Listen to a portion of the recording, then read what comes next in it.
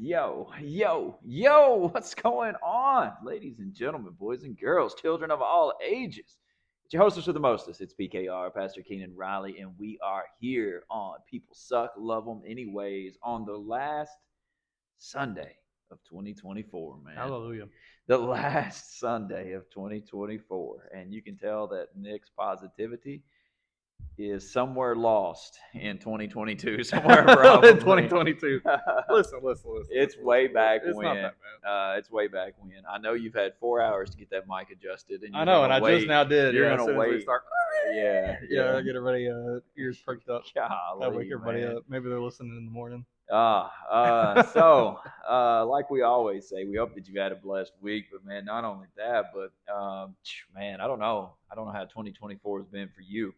We should have but pulled out like the cigars or something for this episode. Just some bottle of Jim Beam or something. Yeah, I was gonna say, yeah, we could have a topic. We could have a discussion. We could have just the afternoon. I feel like to basically go over everything. But yeah, man, it's been as we said today during church, it's been very testy, very testing, very trying this year, and I know that a lot of people had some great things planned for 24. I know that I'm not saying it's all been bad, but man, I tell you what, it has been testing for sure, and so anything that we always start off, and I don't know if it's like this in other countries, but we always have traditions and resolutions and things like that to start off the new year with. So if you're in a different country listening to this, if you want to drop a comment or if you want to kind of chime in and say, well, this is what we do or this is our customs or whatever, then fantastic. That would be amazing. But over here in the U.S., we have these resolutions that we always like to make, and as I said today, if you go back and do the research, I think it's like 90% of resolutions fail. Usually, I think it's actually like 93 or 97%. One of those two numbers, I think. So I was trying to give you a little bit of hope. No as you hope. can tell, his positivity is still in 2022 somewhere. Yeah. But yeah, so it fails within the first 2 weeks, and a huge topic that we talked about today was basically just changing. It's not the fact of, I think, verbalizing something, which we done. I think me and Nick spent about an hour and a half just talking before we even done this episode, where our verbalizing something is just a small first step in it. It's not just about talking about what you're going to do, but it is about implementing this action, this course, this plan, and take. I've said this a lot to Nick here in the last little bit, but take the spiritual side out of it, because we can be so spiritual sometimes that it's like, oh, I just want to do the Lord's work, and I want to just be pleasing to my Father, and and things like that, and I'm cool with that. I like the way you said that. Yeah, that's you've been watching too much crime documentary probably. But I feel like we can get so spiritual sometimes, man, that it's like, and I'm not saying not to do God's work. I'm not saying not to follow God's plan, but as Nick was struggling with, talking in circles for the last hour and a half of his life, I asked him, I said, what are you passionate about? What do you love to do? And he couldn't answer that, and I'm not throwing shade. I suck. I'm not throwing shade at Nick. But what I am saying is that is a huge problem that a lot of people deal with. That a lot of people can sit down and say, "Man, I don't know. I don't know what I'm passionate about. I don't know what I enjoy doing. I don't know that kind of stuff," because we have fallen into a system, Nick. We've fallen into this structure of 40 hours a week, 9 to 5, 8 to 4, sometimes 12 hours a day. Sometimes it's night shift. Sometimes it's weekends. Sometimes it's holidays. And we have become a slave to the system of comfort, because it's like as you said earlier, you're like, well, I have to. Now watch this. I have to make a paycheck. You don't have to. You want to because you enjoy the necessities. Standard living that the standard. But that's true. You enjoy the standard of living that you have. So therefore, you have to make a paycheck in order to obtain or sustain that standard of living. You don't have to make money. You can build your own house out of timber. You can sticks. You can create your own fire. You can hunt your own food. You can do your own stuff. Like you can be totally living off the land if you want to. And end up on the Discovery Channel. Which would create a revenue. It could. Which could generate revenue. But the mindset for us, I feel like, just diving right into this thing, our mindset has to change. Mm-hmm. That I need a paycheck. I've got to do anything I can to get a paycheck in order to keep or sustain the life that I've built.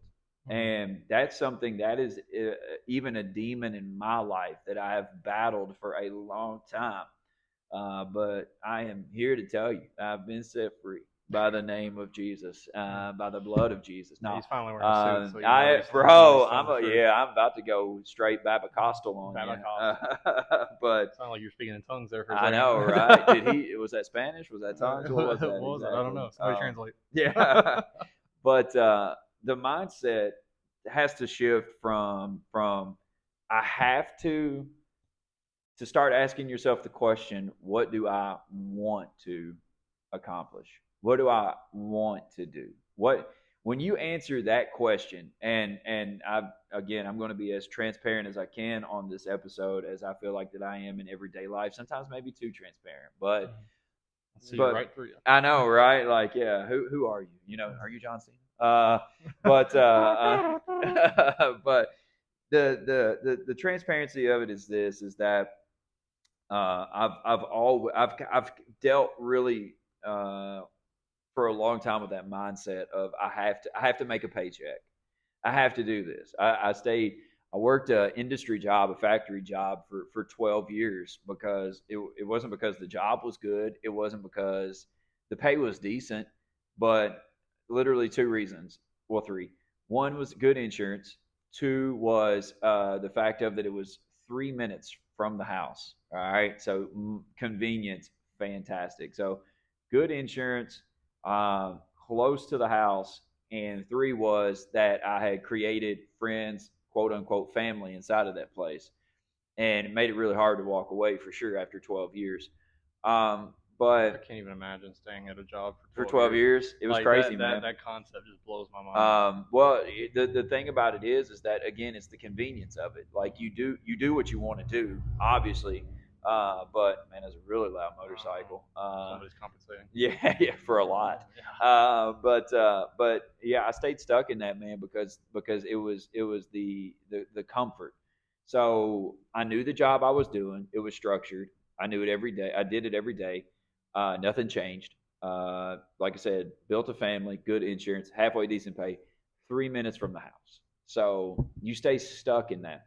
Now, if you was to go back and ask 18-year-old me, what do you want to do? What are you passionate about? Definitely industry and factory work. I can't wait to fill up bottles of sauce. I can't wait, bro, to help America with getting more cancer. And like pumping I can't you with those carcinogenic chemicals. I mean, it's crazy. But that was definitely not my passion, and it's still not what I'm passionate about. But that was something that I stayed stuck in for a while because I wanted and I needed a paycheck, and that's something that I feel like our mindsets, we gravitate towards not what we want to do, but what we have to do. We stay reactive instead of proactive. And I tell people all the time, I'm like, man, the best time to find a job is when you have a job. The best time if you're trying to find a job and quit your job and then try to find a job, you won't because you will respond out of haste at that point. And that's my wife reminded me of that the other day. She's like, because I told her I was making a decision about something. I wanted her to see something real quick, and she said, I said, you know me. I said, I just make decisions out of haste a lot. And she said, no, you make decisions out of emotion, which is something that will get you in the wrong direction really quick as well. Because if you make decisions out of emotion, man, it's it's definitely not God's plan at that point. It's what you feel. It's going by, well, my guts never steered me wrong, Keenan, and that's a lie. It has multiple times. I promise you. The divorce rate says so, but nonetheless, it's like whenever you look at it, man, you have to start asking yourself, and as I asked my church today, what are you looking for? What is 25 looking for? Like you have all of these people like to just throw out bold statements. I'm going to lose 50 pounds. That's great. Get off social media. I'm going to get off social media. Stop eating fast food. Yeah. Oh gosh. Go to the gym. Yes. Like read a bunch of books. Yeah. And everybody starts on January 1. And the crazy part about that is that they have done no planning, no implementation, no nothing to make this a success. And that's the reason why 90-some odd percent fail, is because they've done nothing to make it a success in that moment. So if you say you're going to go to the gym on January 1, well, I don't know if you know this or not, but your life was a life before you had this bright idea of starting the gym on January 1. You can make room in your schedule. Oh, come on now. We're going somewhere really quick. So, so as Nick said, he took my punchline away from me. You're welcome. That you have to create this space. And if you don't create this space, whether it's 30 minutes, whether it's an hour, I don't care if it's 20 minutes, who cares? Because you've not been there before. So anytime there is better than none, as long as you're doing something. But anyways, but if you don't understand that that's going to create an even tighter schedule for you, if you're not willing to give up anything, then you're going to start weighing out and going, well, what's more important? Well, my life was okay before the gym, so I'll just X out the gym. Well, congratulations. 2025 is going to be 2024 all over again in the health process because you've not made any changes. And for me, I want us to get that. I want us all to be successful. I told my church today, I'm going to the next level next year, 2025. I'm starting now. I've started it in December. I want people there with me. I want to see this church succeed. I want to see this podcast succeed. I want to see myself succeed. I want to see Nicholas succeed, hopefully. But, but to get to that point, man, we have to be able to implement some things in order for us to be successful. It's not just about saying, oh man, I want to see more people in here next year. Okay, that's fantastic. Well, what are we going to do? What are we going to do? What are we going to do to get that done? One thing church-wise, we said that, instead of doing this, what we call it leading leaders, for us was basically going over the events that were going to happen in the same month that we were in. That don't even make sense. Like that don't even make sense. How can you plan for something that's like 2 weeks around the corner? You can't, you just whatever. So we flipped it up, we changed it up, and starting in January, we're going to do called build the vision, where, in January, we're sitting down and we're solidifying February, we're sitting down, we're solidifying March. It's like you have to set yourself up for that type of success, because, if not, then it sounds really wonderful. Oh man, we're going to see more people in here next year. What are you going to do? We're going to do the same thing we did last year. Exactly. But to expect different results, for me personally, and then you can talk about it a little bit, but, for me, even the results that I want to see, like within the church, that, what I'm going to have to do different. I'm going to have to talk different. We're going to talk a lot about speech, but, we're going to have to talk different. I'm going to have to preach different. There was things that I said today that maybe it was just the fact that it was the end of 2024. I don't know. It's like, man, maybe people will forget it by next week. It'll be 2025 then. But, there were some things that I said today. I'll be honest with you, I'm not a real huge preacher whenever it comes to money, whenever it comes to tithing and things like that, because, tithing's not going to get you into heaven. But at the same point in time, tithing is a symbol. It is a gesture. Yeah, it is an act of submissiveness unto God, that you trust Him in that area, in the area of money. And, the church has always had this negative connotation placed on it, that it's just like a cash cow or whatever it is. And that everybody that comes in, we're just going to turn you upside down, shake you, until all your pennies fall out, and then bam, we're done with you. And I'll be honest with you, I've gravitated away from that a lot of times because of the church having that negative connotation, because of the bigger style preachers, I named them today. You can go back and watch the live feed or whatever. But you have bigger style preachers that have these monstrosities of buildings and cars and planes and all of this good stuff.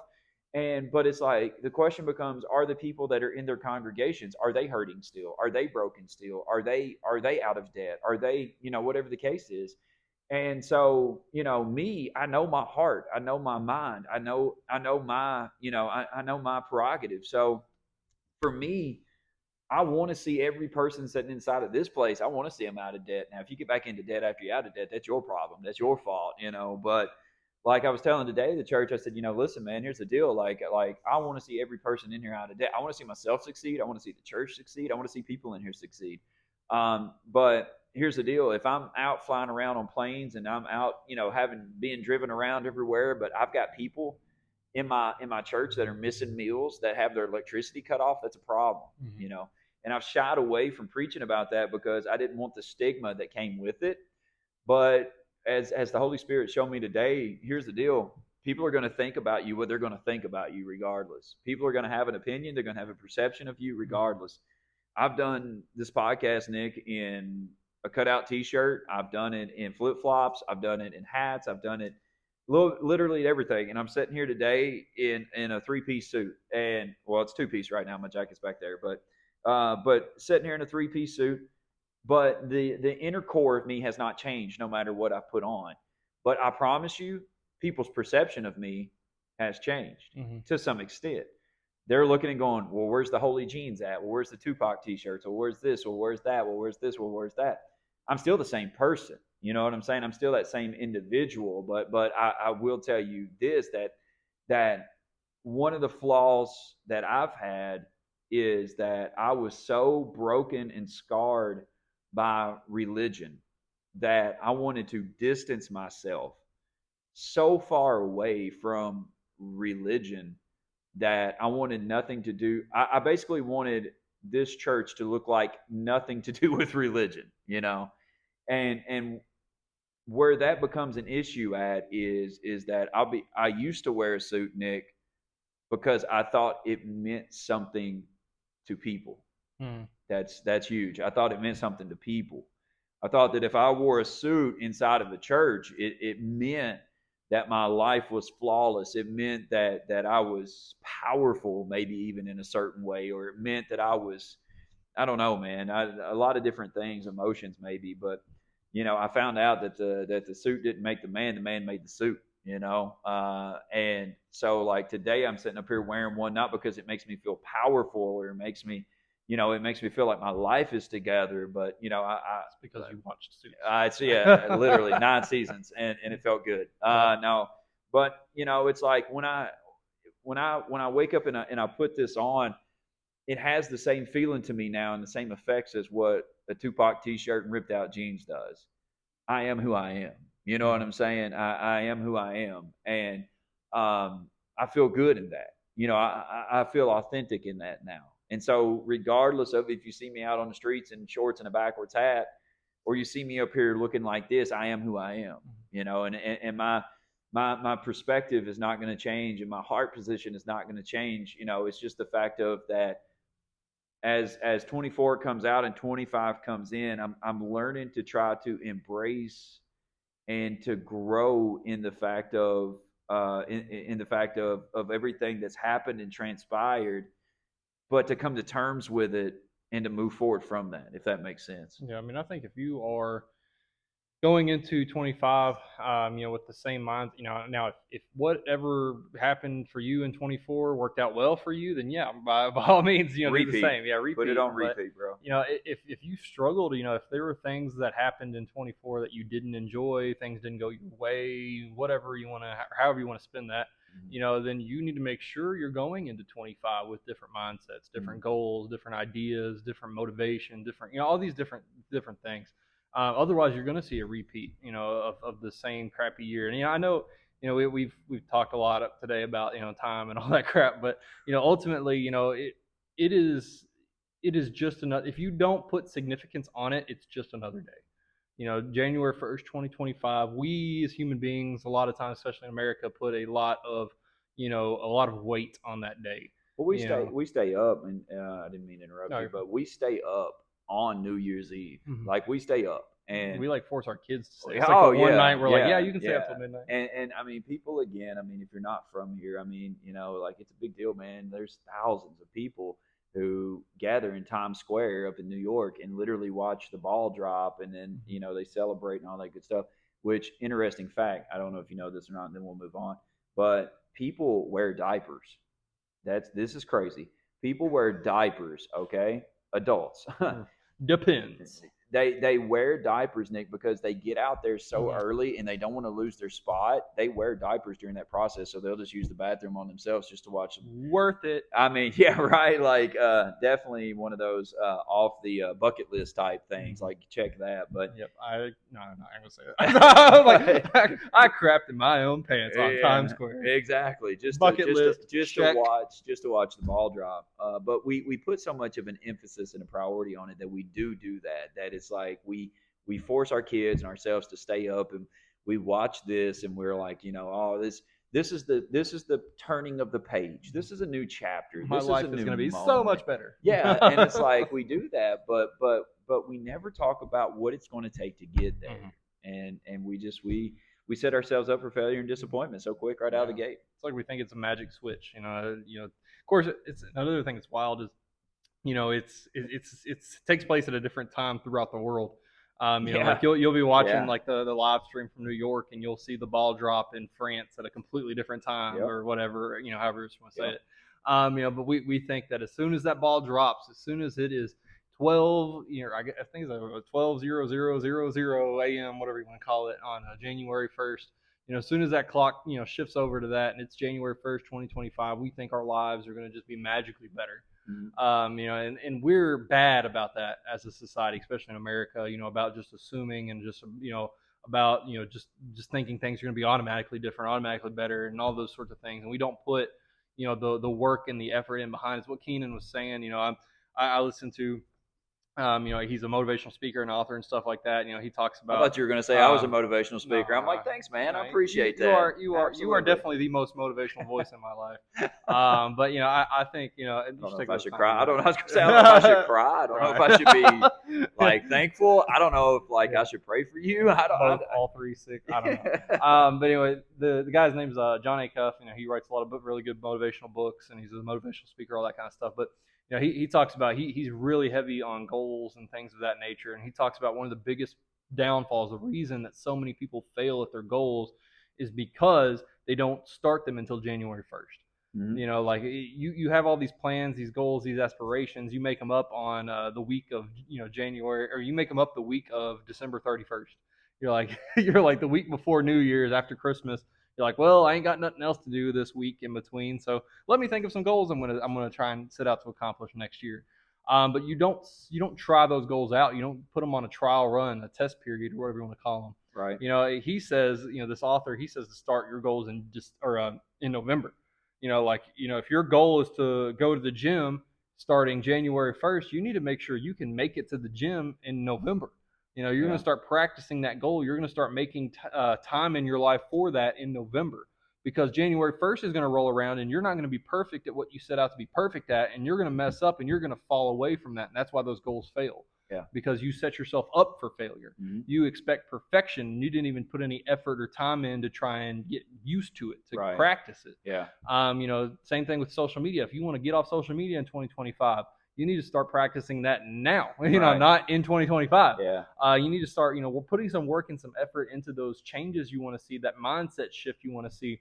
You have to start putting those steps in place before the new year, because, you know, we put so much weight, so much pressure on that January 1st, 2025 or 2026, 2027, whatever else. We put a lot of weight on that one day.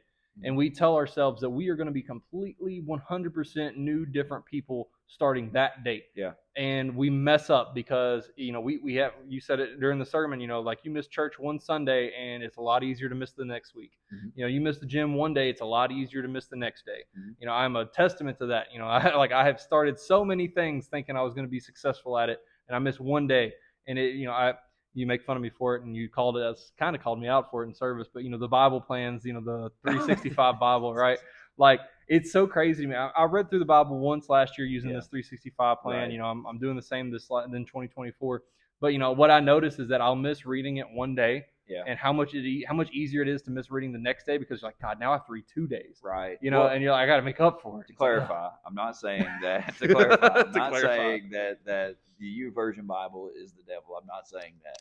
What I am saying is that we are so tuned in to seeing progression in front of us that we will get into. And I know people are like, "Well, at least they're reading the Bible." It doesn't work like that. Like just because I read instructions doesn't mean I'm going to follow them.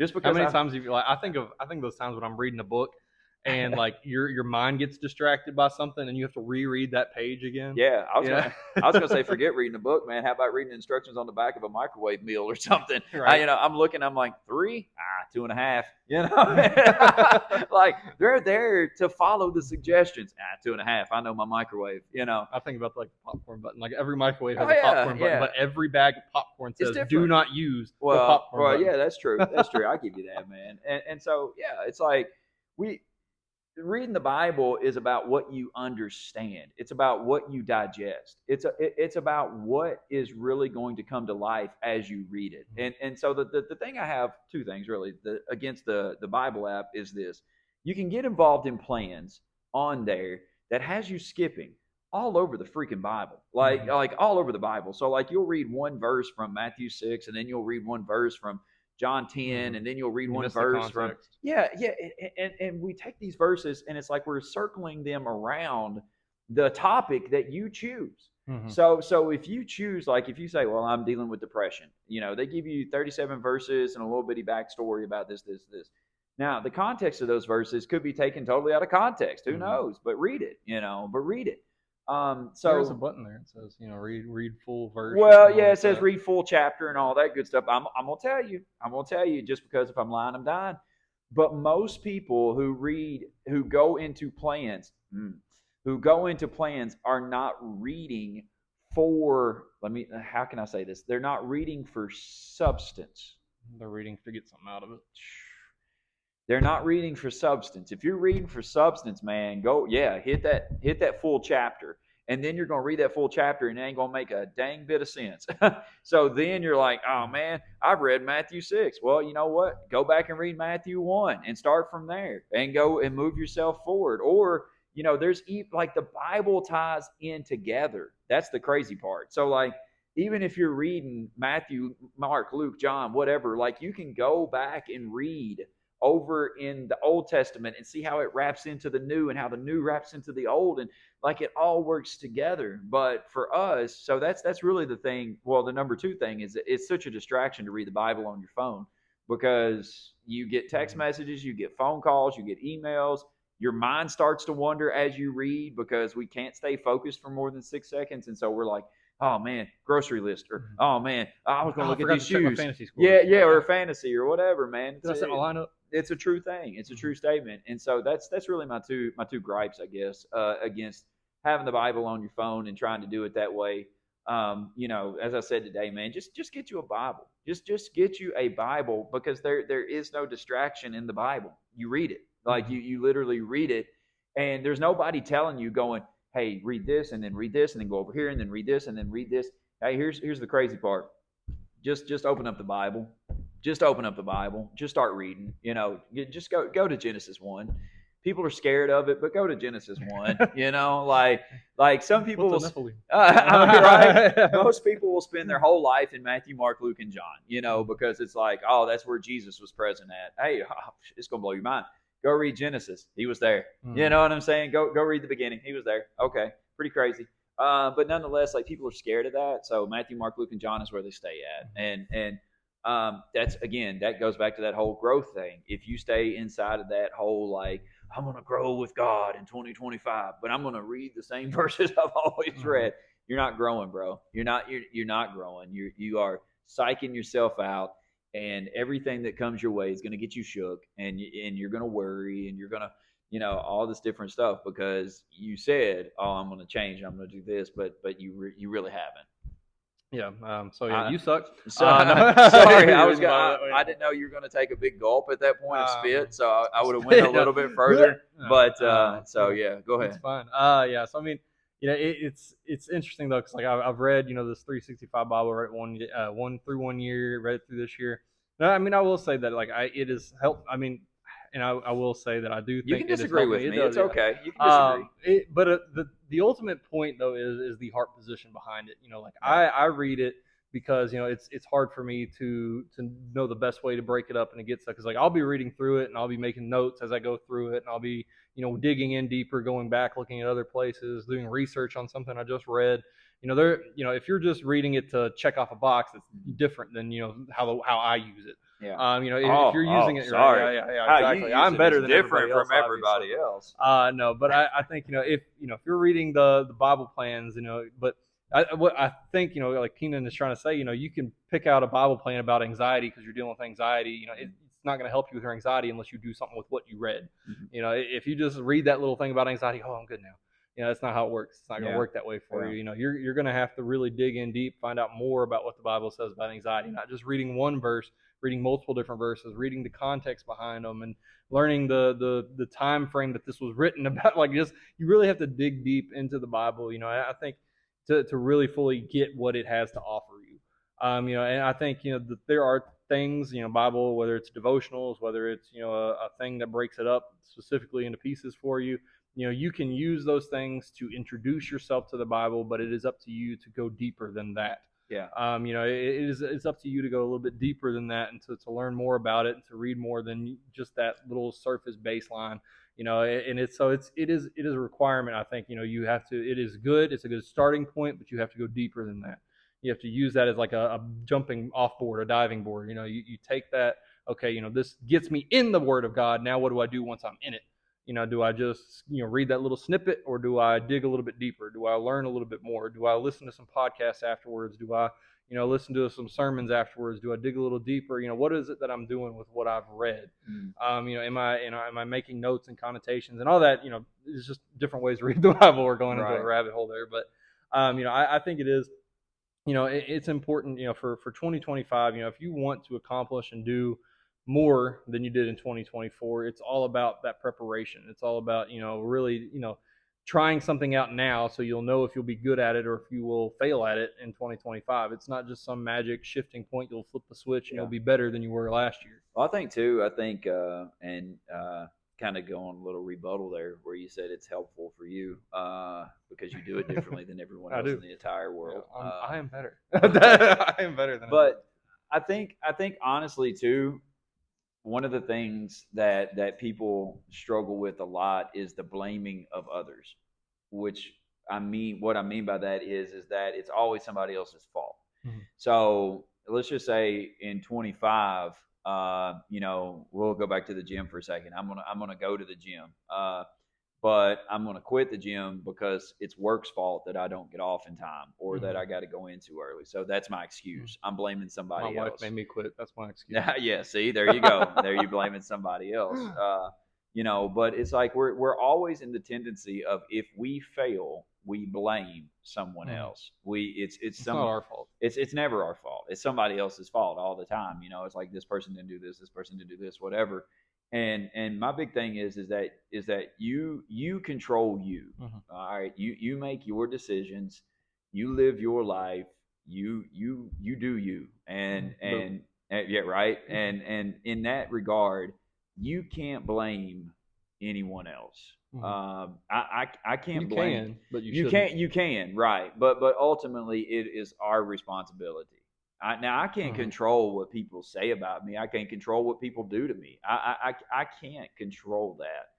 But what I can control are my reactions and my words and my thought process, and and things like that. I can't control that. I can't control those things. So if I'm deciding January 1, 2025, I'm going to the gym, I need to understand that that's going to take up anywhere from 20 to 40 to maybe an hour of my time a day. And I need to look and say, what can I give up now in order to be successful later? And that's where I feel like that a lot of us fail at, is that we don't give up. We don't move things around. We don't prioritize. But then when we don't, like when we do fail in the first 2 or 3 weeks, it's always a finger pointing contest. It was this, it was this, it was this, it was this. It's kind of like, I mean, as I talked to the church today, we talked about money and things like that, and I said you'll go to a job that you hate for 40 years, like you'll hate it. You'll go and hate it for 40 years, and literally, literally, a company is praying you. This is just praying you. They're praying on you, but a company is paying you pennies on the dollar, if you want my honest opinion, to basically to keep you in oppression. To basically keep you in a Reliant. system of reliant. I mean, to keep you a slave to the system. If you really want me to be honest, they're paying you, and you hate it. But here's the deal about it: you don't blame or fault them for that. You blame and fault them for you not being able to live the lifestyle that you want to live. Well, if they would just pay me more, that's the excuse a lot of times. If they would just pay me more, Amen. then right, then like, well, what's the deal with that? Well, here's not without getting into a whole, I guess, another nest of things, but there's a person that's called a CEO who has made the decisions to get to the point of where they are in their life, which is determining how much that company can pay people. Now, I'm not saying it's right and I'm not agreeing with it, but it's the way of the world right now, which they determine how much that company can pay people to turn the maximum profit so they can make the most money in the position that they're in. Now, we say if they would just pay us more. That's not going to work. It's not going to happen, because that means it's more money out of their pocket to mess with the lifestyle that they've chose to live. The question becomes, what do you want to do to change the lifestyle that you're living? What do you want to do? And I said it's crazy today that people will go to 40 years of work, never change, hate the job, hate the people, hate everything, right? But it's a paycheck that I, quote unquote, have to have. But you have people that'll come into a church, and I said, you let $20 go sideways in a church somewhere, or you let a church talk about money for a minute or something like that, and it's like, oh, I knew it. It's the worst place ever. I'm never coming back again. And it's like, what's the difference? I don't get it. I don't get it. I get that you hate your job, but yet you go to it every day, but yet you don't agree with this situation, and so now you're just out. You're just deuces. You're just I'm done. It's like the whole hypocrite situation. Oh, it's yeah. Like you'll still go. There's hypocrites at McDonald's. You'll still go there. There's hypocrites at your workplace. You'll still go there. But God forbid there be hypocrites in church. I ain't ever going back there. Right. And so for us, it's like I said today. If you're going to give money to the church, give money to the church. It's not going to get you into heaven, but it does solidify and signify that you do trust God in those resources of your life. And I know it's cliche to say, but we say it all the time. God can do more with the 10 that you give versus the 90 that you keep. But for us, it's the change of priorities. I mean, that's what this whole episode boils down to, is the change of priorities of what you want to see in your life. I asked the church today, did you buy some stuff this week? We just had Christmas. I bet your kids had a Christmas. I don't care if it was the dollar store, or I don't care if you spent thousands of dollars. I promise you, your kids still had a Christmas. You still bought something. Promise you. I bet you ate out sometime this week, didn't you? Too many times. We just talked about our weekends and stuff. And Nick's like, man, I went here, I done this, and blah blah blah. And I'm like, yeah, man, I spent this and I done this and all this good stuff. And you think about the money that you spend through the week, but then you come in on Sundays and go, oh man, but it's been tough this week. It's been a crunch this week. I just don't know if I can make it. Like, give God 10%, but I don't have 10% to give him. And the reason why we don't is because we don't take what he's given us first and set aside that 10% and then operate on the 90. We operate on the 90, overspend the 90, and then we give God like the 3% or the 2%, or sometimes we don't even give him a percentage. Sometimes we're like, I'll hit you next week, God, don't worry about it. But if I need you, you're still going to be there, right? Let me. Here's a good question. What do you expect, or what kind of service do you expect when you don't have to pay anything? I mean, crappy service. Right? I I mean, mean, are we under the same assumption that you get what you pay for? mhm. I've said that, like, I will live and die by that, man. You get what you pay for. So if you go to a high end restaurant, which I've never been, so I'm gonna totally wing this, but judging by the movies, okay. The movie. You go into these high dollar restaurants, and a lot of times they have valet parking out front, dress codes. But somebody will park your car, somebody will lead you in, somebody will set you at the table, and like you have your own personal waiter almost. I mean, like they are waiting on you hand and foot. Why? Because they know that you probably got some money, and they know They that want you're going. And they're going to tip. So you're going to get some good service. Now, I'm not saying God is a conditional God. I'm not saying that the more money you give, God's going to work in your life. I am not saying that. Don't take it out of context. What I am saying is that if you were to judge God's performance on your pay, how faithful would he be to you? Rough for a lot of people. Oh, it's past rough, Yeah, man. rough for a lot It's past rough because again, when we don't commit to God in every area, physically, financially, emotionally, and spiritually, guess what happens? We literally we say that we trust this full-time, all-knowing, transcendent God who's seen our past, our presence. Well, I ain't even got time to talk about time today. That's a whole nother conversation that we spend an hour on. But we say that we trust this God who's seen it all, knows it all, and all this good stuff, but yet we don't fully commit to him. And because we don't fully commit to him, like we spoke in the service today, we get so tied up and wrapped up in negativity, not negativity, negativity, to a point where we are bound by the words that we speak. We're bound by them. We get tore up in them. So it starts with what we say, our speech. If I say I am broke, you know what? I'm broke. I'm broke. Make broke decisions. You're going to make broke, man. You're going to make broke decisions. You're going to live broke. You're going to talk broke. Everything about you is going to be broke. You're going to look broke. Well, I don't know. If you're going to debt. Well, I think honestly too, though. Like I was thinking about that. I was in Louisville yesterday, Louisville, Kentucky. All right, you said that like it's Chicago. Yeah, it is little Chicago. But it's like, man, I was in the south side of Louisville too. I wasn't in the good side. I was in like the southeast side of Louisville. But anyways, like I pull in, bro, and there's this homeless woman sitting there on the bench. You could tell she hadn't had a shower in a minute. You could tell. I mean, all her belongings in a shopping cart, and she's feeding the geese that are walking around the parking lot. And you gave her all the money you were going to spend on a suit. No, bro. No, a suit couldn't have helped her. Suit money couldn't help her. Suit money couldn't help her, bro. She didn't need a suit. She needed some stuff. But so like you see this, bro. Like that's broke.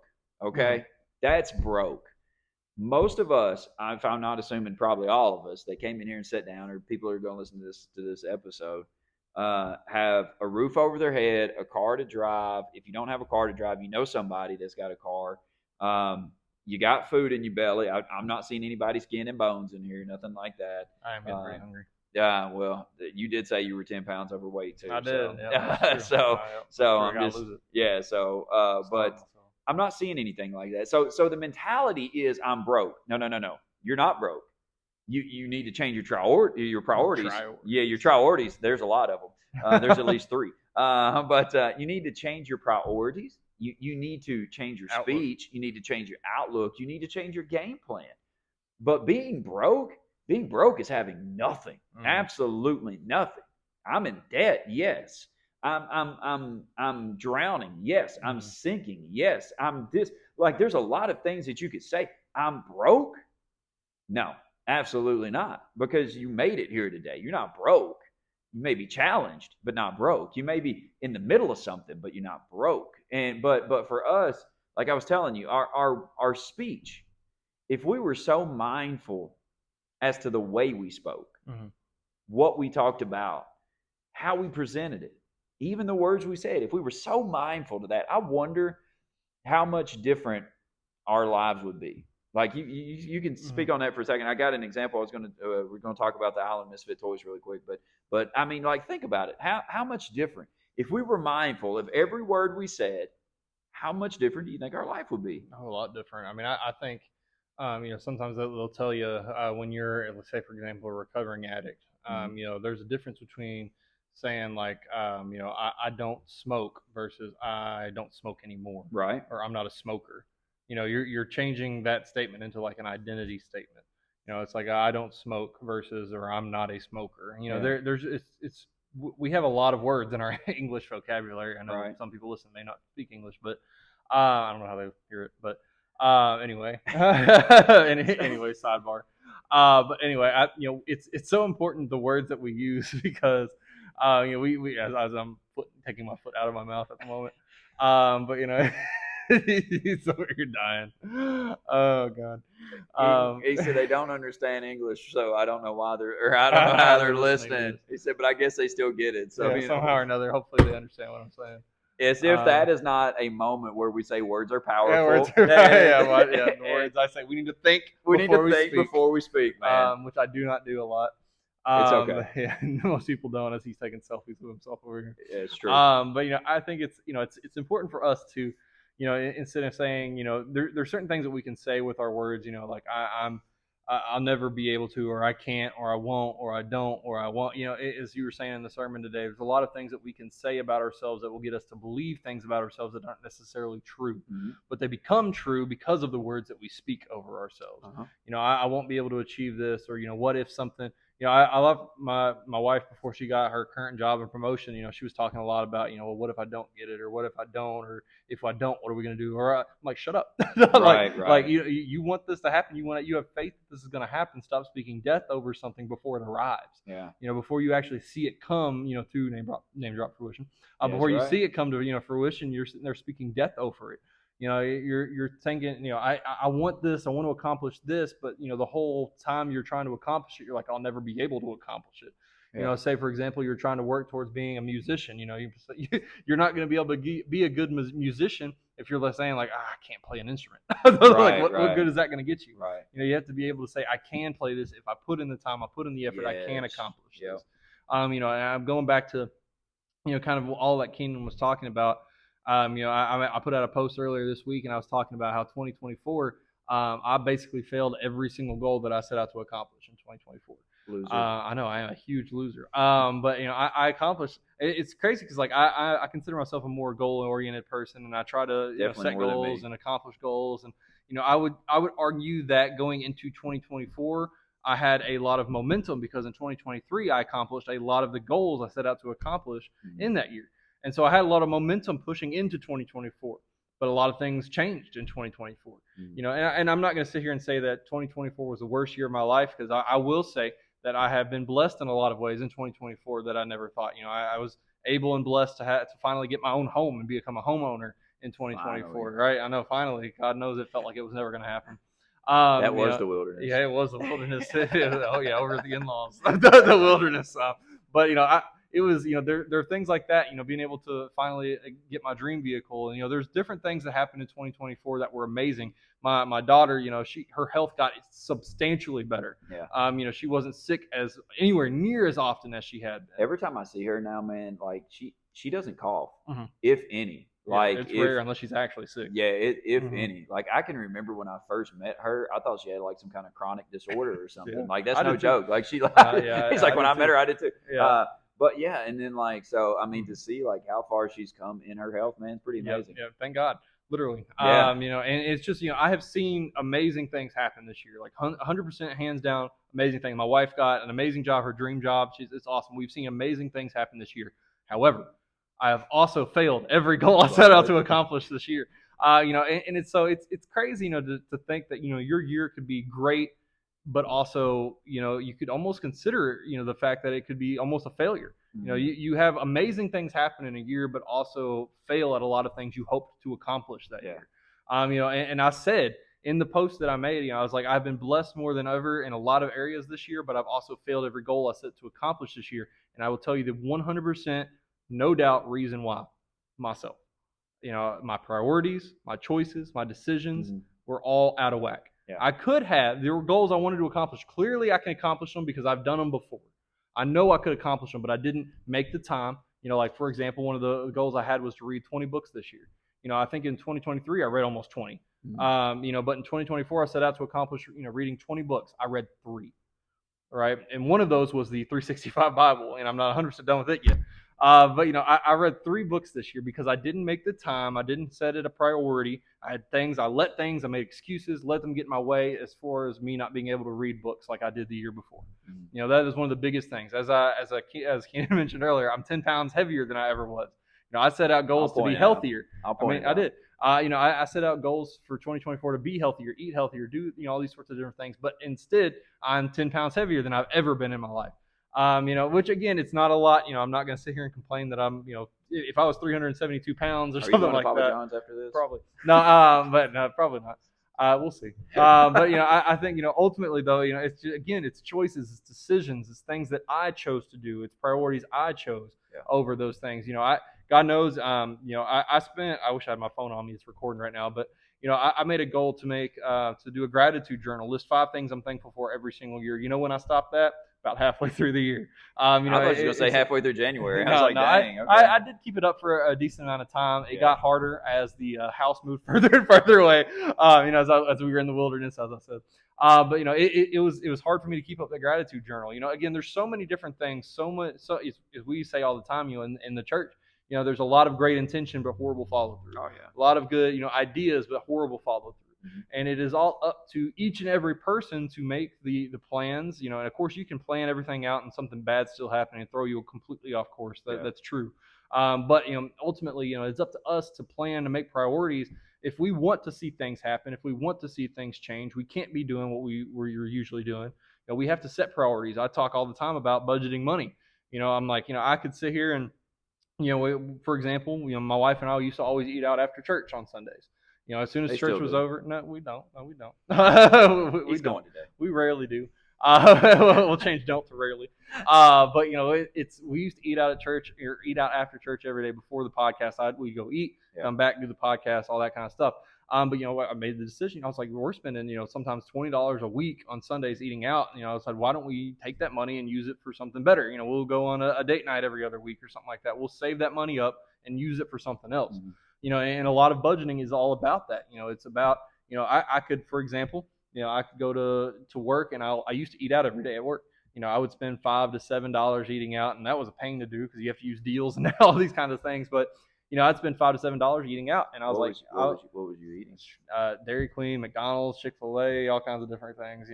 Nothing good stuff. I said 10 pounds. I know, exactly right, exactly. But I made the decision though. I was like, that's a lot of money I'm spending. If you spend $5 a week eating out, that's $25. That's $100 a month that you're spending out. Yeah, that's a lot. In 10 pounds. Yeah, it is $100 in 10 pounds. But a pound a month. a pound a month. But and so it's just like I could do that, or I could start buying some things to eat. I know this isn't healthy for me either, but like for example, like I would take a Lunchable to work with me every day, and I was like, that's like $1 something, right? It's $1 something versus $5 to $7 something, a day. You're taking that money and you're reprioritizing it for other things. It's all about what you choose to do with what God has given you. Mm-hmm. You can be a good steward of it and you can use it selfishly, or you can be a good steward of it and you can, use it to help other people. So it's all about what you want to accomplish in 2025 is all about the priorities you set. It's about the decisions you make. It's about the words you speak. Mm-hmm. Are you a lot of people speak doubt. Like, oh, I don't know. I'm gonna try to go to the gym in 2025. I'm gonna try to read the Bible in 2025. Try up. That's that slippery slope of I've got a way out. I've got an excuse. I don't have to fully commit. I said I would try. I didn't say I would do it. I said I would try. And that is the excuse. But yes, our speech limits us. I don't care what you say. Like, your speech limits you so much in your abilities and your capabilities. And I wanted to kind of give a brief example really quick that I didn't even know. I've been thinking about. I've been really trying to be a lot more careful this week and moving forward because I really didn't have this really. I mean, honestly, this epiphany about you know speaking and about positivity. And I know you're like, well, you're a pastor. What are you doing? But I'm speaking death over my congregation every week. I'm speaking real. But People no, suck. yeah, they do. They still do. Regardless of how good you speak, they still do. I was, I said today that we wear a badge of a suffering servant, which means that basically, like, the more tired we are, the more angry, or the more battles we fought this week, or whatever the case is. Like, we wear it like a badge. It's like, oh, I've warred for the Lord this week, and it's like, well, first of all, the Lord's victorious. He's never lost a battle. Don't know why you're warring for him for it, because you suck and you'll lose. So, but it's like Put the sword down. yeah, right. But we act like, and I've said this, man, and it's not, the Lord doesn't need defending. Jesus doesn't need defending. God doesn't need defending. Even the Bible doesn't need defending. You know what needs defending? Our faith. Mm-hmm. Our faith needs defending. We defend our faith by reading the Bible, by talking to God, by being in a relationship with Jesus. But speech can limit. And what I want to say is this, is that for the past, I don't know, man, I feel like probably at least for the last 2 or 3 years, that I've always wore it as a badge of honor. To be like, I've labeled us as the island of misfit toys, right? I call this church the island of misfit toys. Well, that stops today. I'm not going to say that anymore, because here's the reason why. Is because when I say we are the island of misfit toys, as I was telling Nick, first off, when you say island, that means nobody else is around you. Isolated, bro. Like I was wearing it as a badge of honor, but really what I was doing was putting us out on an island somewhere and saying, I don't need your help. I don't want your help. This is all us. Who cares about if we even connect with anybody else, or whatever the case is? Like, that's stupid. You know what I'm saying? I'm not saying that people will want to work with us. I'm not saying people will have olive branches. I'm not saying that. But what I am saying is that if I fully put us out there without giving people the ability to be able, like, to do something, then that's on me. It's not on them, it's on me. And then I say, well, the misfit toys. All right. So what I'm saying whenever I say misfit toys is basically saying every person that is broken, addicted, abandoned, that is dealing, that is struggling, that is going through something, like, those are the people that we're getting in the church. Well, Pastor Keenan, I thought that was who you wanted in the church. Absolutely. We welcome all those people into the church. But here's the deal. If I say that this is just the island for misfit toys, how come seasoned people, Christians, aren't coming in? How come people that aren't wealthy, or that are wealthy, aren't coming in? How come people that aren't, like, seasoned in the ministry even, not coming in? Mm-hmm. Well, you want to know why? Because I labeled this, I said this, I put limitations on by saying this is an island for misfit toys, which means only the broken, only the people like that are welcomed in here. Mm-hmm. So if you have somebody that's been in the ministry for 20 years, that is seasoned, that is structured, that knows about the Word of God, and they're going, well, it looks like a bunch of people over there that are just broken, like they ain't doing nothing. They're just a bunch of broken people. I don't even know if I'd even fit in there or not. I'm putting limitations. I said this. I thought it was really good. I don't pat myself on the back often. I can't right now because my shirt's tight. But rip his new clothes. Yeah, rip my new clothes. But I said this, man, and I want to stand by this. But I said, the label that you create determines the limitations that you have. And so if I create this label of, hey, we're just the church of misfit toys, then that's the limitation we're always going to have. That's the people that we're always going to have. We're not going to have seasoned people. We're not going to have on fire Christians. We're not going to have people that are well off financially. We're going to have people that are broken, that are messed up, that are damaged, that are abused, and I'm saying it is good to have those. Please don't misconstrue that. But what I'm saying is when the ratio gets out of hand, okay, mm-hmm. when there's more broken people than there are seasoned people to pray for them, guess what's going to happen? You're just going to have brokenness all the time. Mm-hmm. When you have people that can give you 2 cents out of their pocket, every single one of them, what do you think's going to happen? You're going to be preaching outside in the street in the rain, and nobody's coming to that. I hate to tell you that. You know what I'm saying? We don't want God bad enough to be preaching out in the streets in the rain. It doesn't happen. You know, so like the people that could come in and be like, you know what, I have a pure heart for God. I would love to give you 10K today. You know, like those people aren't going to come through the door because you said this is a place for misfit toys. You didn't say this is a place where people could come in and be generous and be wealthy at the same time and love God and serve God. You didn't say that. You said that this is a place for people who are broken to be broken. That's what you said. And whenever I create that limitation, because I've created that label now, that it's like I think and God has made me aware of this just in the last little bit, that the fact of that I'm almost speaking death without speaking death.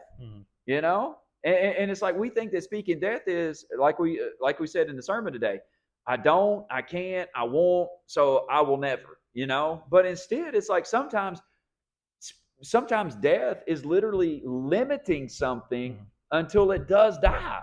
You know what I'm saying? Like so for us, like that's where I'm like literally looking at myself and going, Keenan, you have to be conscious of every word you're saying, every situation you're coming into. Like I have to be so conscious, because if not, I'm going to begin to speak, to label, and to say or to do something that is going to put up a block of what God has for me. Now I want to say this, and then I know we've already been at it. Doesn't seem like we've been at it an hour, but we have.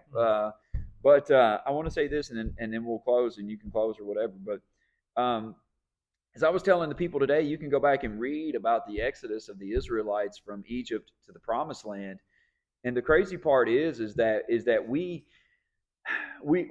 always pray for something like it doesn't exist, right? Like we pray for healing like it doesn't exist, or we pray for money like it doesn't exist, or we pray for, just because it doesn't exist in the present moment that you can see right in front of you doesn't mean God already is working it out and has it in store right around the corner. For us, the Promised Land was already built, it was already furnished, it was already funded, and it was already available. But the wilderness was meant to take everything that Egypt had put into the Israelites. The wilderness was meant to strip that away, so therefore they wouldn't mishandle the Promised Land. They wouldn't mishandle the promise or the blessing that God was giving them. And so I want you to know, whatever you're praying about today, I don't care what it is. It doesn't matter if it's a relationship, if it's a job, if it's money, if it's growth, if it's whatever. I promise you, it is there. It is already there. It is already there. But here is the news that you're not going to like. You will have to go through the wilderness to get some stuff worked out of you in order to receive what God has for you. So if you want that healing, and it's something health related, God might just take you through a wilderness where he's like, you're going to have to strip off the Little Debbie's. You're going to have to strip off the McDonald's. You're going to have to strip off, the laying around and eating all day, or the Cokes or whatever. You might have to strip some stuff off. And when you do, that health right there waiting for you. Man, that relationship, yep, but you're going to have to strip off the brokenness of the past relationship, the mistrust of the last relationship, the dishonesty out of the last relationship. Strip that off. And then I tell you what, I got somebody for you doing some good stuff. You're going to be very well pleased. Money, oh my goodness. Like, there is not a lack of money in this world. I don't care what people say. I know the U.S. is $34 trillion in debt, but you know what's stupid? They just keep printing money. So there's not a lack of money. There's a very, very, very, very bad problem with overspending, but there is not a lack of money. So for you, God, I need more money. So here's what God's going to do. He's going to take you through the wilderness and strip some things away from you that literally was taking the place of your profit. Imagine God takes the job away from you, and he's like, hey, you're going to have to start budgeting. You're going to have to lose the subscriptions. You're going to have to lose the fast food. You're going to have to lose this, that, and the other. I stood on this stage today. I'm all about making declarations this year. I don't care. I'm going to say some stuff. It's going to sound stupid to a lot of people. I don't care. But one thing I said from this stage today is that I truly believe that 2025 is the year of favor. I don't believe that you get God's favor by doing what you want. I believe that you get God's favor by being obedient to what He's called you to do. Now, with that being said, I I want to say this, that I have fully prepared myself that there will be some things, there will be some people that I will have to lose this year. Not that I necessarily want to lose, but there will be some things and some people that I will have to lose in order to create this favor in my life. That is something that I have prepared myself for, because for far too long I've put a lot of emphasis on importance and importance on things that I feel like that I myself, as we said in the sermon today, that I myself have said, I will take care of it. I will do this. I will do this. I will do this. And I've taken the scissors from God and tried to cut myself out of it. And I just get right back up it. So in 25, and this is for you too, if you're listening, but you need to give God the scissors and say, God, whatever that I have made a God over you, whatever I've put before you, whatever I think is important, that's keeping me from your ultimate favor in my life, here's the scissors.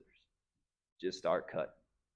And you're going to lose some stuff. You're going to lose some people. Some people going to talk about you. Some people going to say, oh, see, I told you they're crazy. I told you they're crazy. They're crazy. But I'm going to tell you right now, what you gain will be far more than what you lose. That's what I feel. Go ahead. What you gain is, we'll say it one more time. What you gain will be far more than what you lose. Yeah, I mean I've said a lot of prolific stuff, I feel like, but you're gonna that last bit. okay. Well, go ahead. But yeah. And I say this all the time. I've said this to the youth kids. I've said it to people I know. I've said it to family members. Anybody that'll listen. Everybody will listen. That God will remove something you thought was great for something better. Mm-hmm. You that relationship you thought was the best thing to ever happen to you, best person could ever happen to you. You lose it and you are just heartbroken, destroyed. It's because you have to remind yourself, it's because God has someone better for you. Mm-hmm. That job you thought you couldn't live without, God's going to take it away from you. You're going to be confused, distraught, disturbed. You have to remind yourself, because God has a better one in store for you.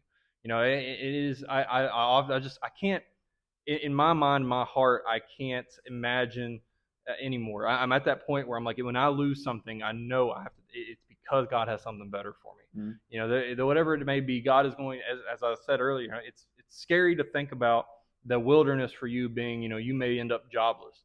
You prayed that God would give you a job, God would give you financial freedom, God would give you whatever else.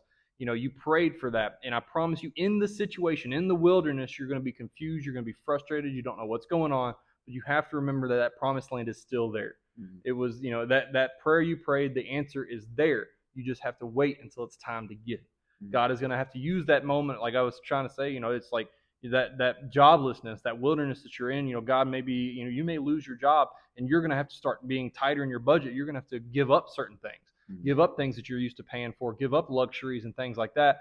But what you don't realize is that God is using that so that when God blesses you with what you were asking for, you'll be a better steward of it, because you will have given up those things. You've learned to live without those things. And so when God gives you what you truly have been praying for, you're going to be better with it and better because of it. Mm-hmm. And, again, it's very hard to look at those situations in the moment and see the positive. It's very hard to look at those situations and see God's plan. But that's what faith is all about. Is having faith that even though you can't see it, that I always think of that song Waymaker. I love those lines. Even when I don't see it, you're working. Even when I don't feel it, you're working. Mm-hmm. Those are things that I have to say over to myself over and over and over and over again when I am in the midst of a situation. Is that I may not be able to see the positive. I may not be able to feel the good, the positive, the joy right now, but I have to believe that I serve a God who has something better in store for me. Mm-hmm. This job may suck.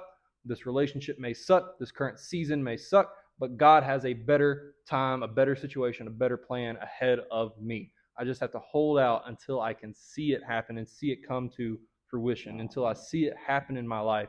I have to be willing and able to accept what I'm going through and trust that it has a purpose, that God has a reason for it. And I know that's hard and I know that's difficult. God knows I'm one of the most impatient people in the world about a lot of different things.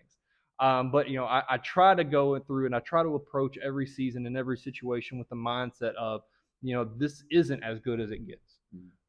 Fruition Church, 120 people in these seats is not as good as it gets. This building alone and these rooms that we have for classrooms are not as good as it gets. This podcast, 20 downloads a week, is not as good as it gets. And, I think that's what we're trying to say, speaking life into 2025, is that we're going to see the other side of that. We have been wandering around the wilderness at Fruition Church. We've been wandering around the wilderness at People Suck Love Them Anyway, in our personal lives, whatever else it may be. And we are ready. It is time to see something better happen. It is time to see, because God knows it better. Does something good better happen. We are ready for it. We are ready for it. We are excited for it.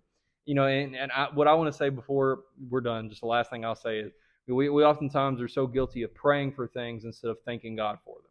I've said this story a couple times before, but there was a season in my life where I was jobless. I was laid off. The place I was working for shut down. There was a time when I was jobless and I was getting anxious, getting worried, all those sorts of things. And this lady at the church that I was going to, she told me, she's like, stop praying for it, start thanking God for it. God, I pray for this new job. No, God, thank you for this job you're going to bless me with. God, instead of praying for that significant other, God, I thank you for the person you're preparing for me right now. You're working on them just like you're working on me. And eventually we're going to meet up and it's going to work out. Thank you for that. Thank you for the healing that I'm going to see in my kids. Thank you for the home you're going to bless me with. Thank you for the vehicle. Thank you for the job that you're going to bless me with. Getting to that point of speaking faith, speaking life over that situation, rather than praying and hoping and begging for something to happen, because that will keep you in the sadness, keep you in the darkness, keep you worried, keep you anxious about when is it going to happen, when is it going to happen. Thank you, God, that it is going to happen. Absolutely. So, for what we want to say before we go is simply, hey, don't just throw a declaration out there. Don't just make a statement. Make a plan. Make a plan as to how you're going to get better. If you want to lose weight, make a plan how to get there. If you want to get closer to God, make a plan how to get there. If you want to see more money, make a plan how to get there.